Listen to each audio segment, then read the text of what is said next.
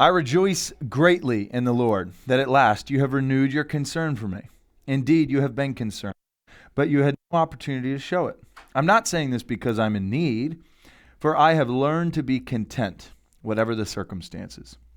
I know what it is to be in need, and I know what it is to have plenty. I have learned the secret of being content in any and every situation, whether well-fed or hungry, whether living in plenty or in want. I can do everything through him who gives me strength. Or as your version said, I can do all of this because of him who gives me strength. Yeah. I love it. Barak, well done. Thank you. I love when you preach. Oh, yeah. Well, second time, so. Yeah, I know. Well, not like you don't ever have practice, with students and all. It's true. It's different, but it yeah. is. But thank you for this morning. You had so many great points that you extracted. First of all, I love this excerpt. Yeah, this passage has a lot. It does. And I mean, you can pull so much out of it, honestly. And so I wanted to look at, right at the top, this idea of you started with, what's your problem? Yeah. A great question to ask a bunch of people. What's your problem? Yeah. And it got me thinking that Paul's perceivable solution was not in having food or not having food. It was not in having shelter or not having shelter, or plenty or want.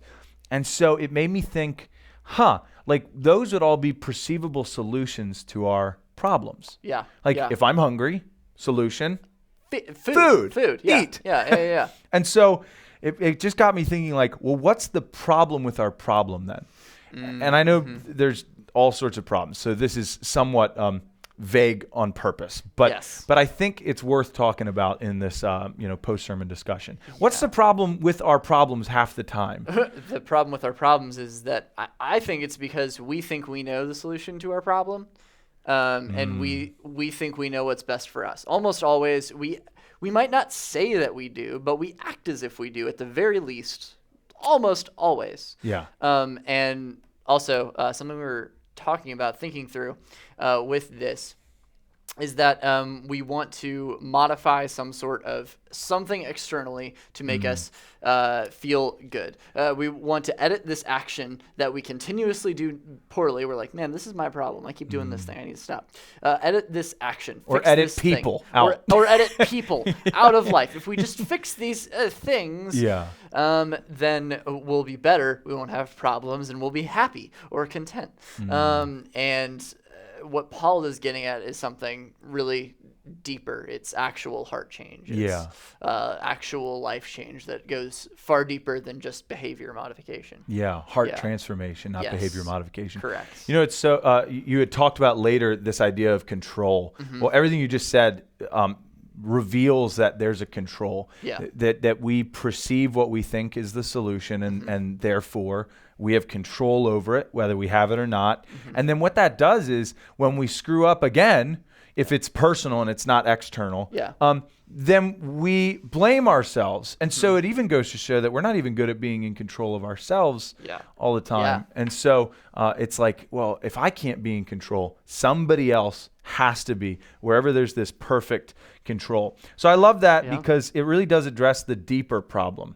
Like Paul is saying, like, food is a solution to hunger, but I solved something deeper to get contentment. In fact, before you spoke, I'd imagine if we surveyed people when they walked in, before they heard your message, said, what would have to happen for you to be content?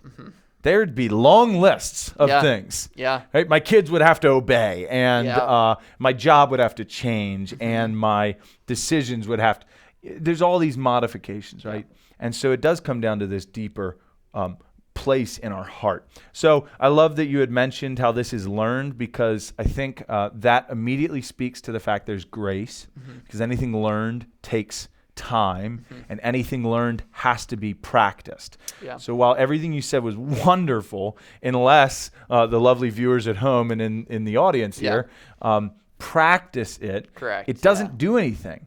So you gave some steps of silence and solitude and stillness.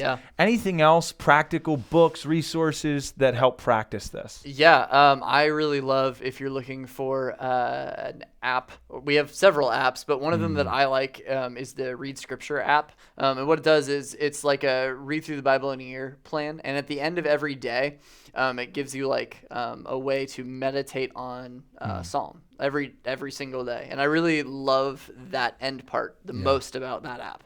I really love that one.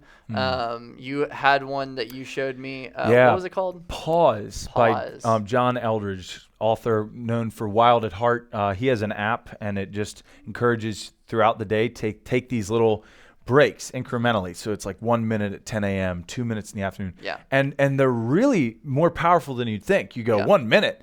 Anybody can do 1 minute, right? Yeah. And so, and I'll give credit where credit is due. I didn't learn about this app. It was another pastor friend of mine who said you should do this, and it's wonderful. It just refocuses your mind. And really, when you find that stillness, there's freedom in knowing that you're not in control. It doesn't mean you don't have responsibility, but to pause for those moments and reflect and say, oh my gosh, right? Having this posture before God. Yeah. It's so different in how we live our lives. Yeah. And two authors that talk about this kind of thing a lot. One is John Mark Comer. Read anything by him, basically. Oh, yes. Yes. And also Pete Scazzaro. He does emotionally healthy discipleship, leadership, spirituality, all those books. Yeah. It's just emotionally healthy. And this is one of the practices that he talks about. I think he calls it a daily office is what they used to call it back in the day. Ooh, yeah. interesting. It's a little bit more like this is a thing that you do, like kind of like a job thing. This is a thing you show up for rather than just like a quiet time. Yeah. It's a little bit more structured maybe. Yeah. So maybe that'll help you out if you're a person who needs a little bit more structure. Maybe if you're not, this will help you anyway because get some structure. It's a structure. Yeah, exactly. Neither are wrong. You need both. Yep. The spontaneity and the structure. But and I know which way I lean and you lean. But I mean, they don't call it discipline for nothing at all. No, nope. This is like key ingredients to being a disciple of Christ. Yep. And when we talk about life-changing faith in Jesus Christ, it's life change that looks like discipleship. We know that salvation is free, and you don't have to work for it, but you do work from it. And it's a blessing. Right? Somebody asked, why would you want to give up all of these things in the world because of your faith? And you go, well, you have to believe that what we have in our faith is better than everything else we give up. Yeah. And so this is better. When Jesus talks about the keys to abundant life, when he talks about the secret, right? It's this recipe for life the way Christ designed it. And it does take discipline, but man, is it worth it. And so that's our hope and encouragement for you, anyone who's watching, regardless of when you watch or what church you're from, just that you would take time for silence, solitude, and stillness with God. It is a recipe for success to carry you through life. So with that, we love you, and we'll see you later. Bye, everyone.